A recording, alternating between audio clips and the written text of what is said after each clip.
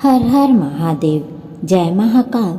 आप सभी शिव भक्तों का हमारे YouTube चैनल में बहुत बहुत स्वागत है। अगर आप हमारे चैनल पर पहली बार आए हैं तो प्लीज़ चैनल को सब्सक्राइब करें और अगर आपको हमारी वीडियो अच्छी लगे तो वीडियो को लाइक करें।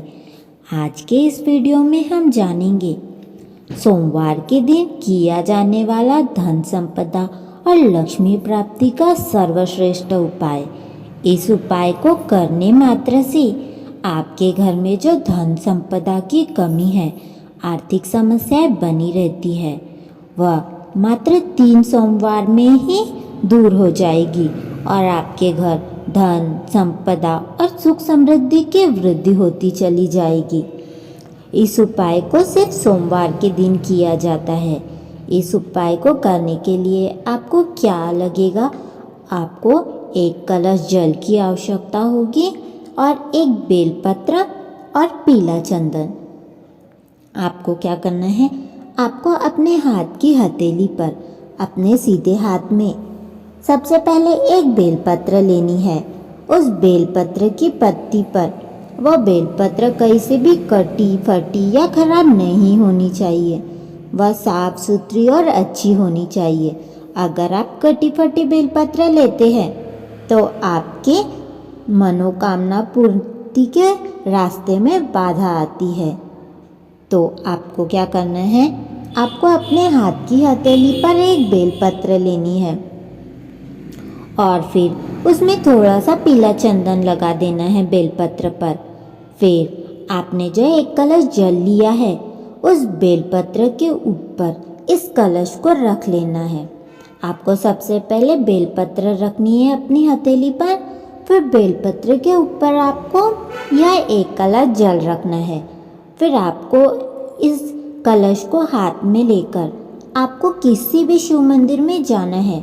जो शिव मंदिर आपके घर के पास हो वहाँ जाइए और जाने के बाद शिवलिंग में जहाँ माँ अशोक सुंदरी का स्थान होता है, शिवलिंग में जहाँ माँ अशोक सुंदरी का स्थान होता है, वहाँ पर यह बेलपत्र आप जो ले गए हो, आप सबसे पहले ही जो आपके हाथ में कलश है, आप उस कलश को अपने दूसरे हाथ में ले लीजिए और फिर जो आपके हाथ सीधे हाथ में जो बेलपत्र है उसे शिवलिंग पर माँ अशोक सुंदरी के स्थान पर समर्पित कर दीजिए। समर्पित करते समय आपको बेलपत्री की जो डंडी है, वो डंडी का भाग जहाँ से जल नीचे की ओर गिरता है उस ओर डंडी का भाग रखना है और फिर आपको उस बेलपत्र के ऊपर हाथ रख के अपने मन की बात कह देनी है। आपके जीवन में जो भी दुख तकलीफ और परेशानियां हैं, वह सब भोलेनाथ से कह दीजिए।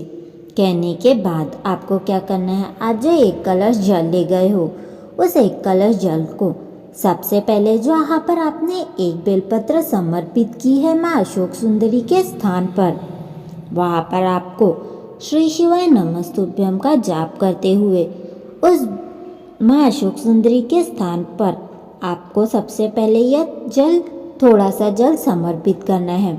फिर उसके बाद शिवलिंग में गोल जल समर्पित करना है। शिवलिंग के जो चारों ओर आपको गोल जल समर्पित करना है। फिर उसके बाद आपको शिवलिंग के ऊपर जल की धार धीमी रखकर श्री शिवाय नमस्तुभ्यम का जाप करते हुए यह बेलपत्र एक कलश जल समर्पित कर दीजिए और समर्पित करने के बाद आपको क्या करना है? आपको मंदिर में बैठकर एकांत में मंदिर में बैठकर आपको थोड़ी देर श्री शिवाय नमस्तुभ्यम का जाप करना है और जाप करने के बाद बाबा से फिर से अपने मन की बात कह देनी है।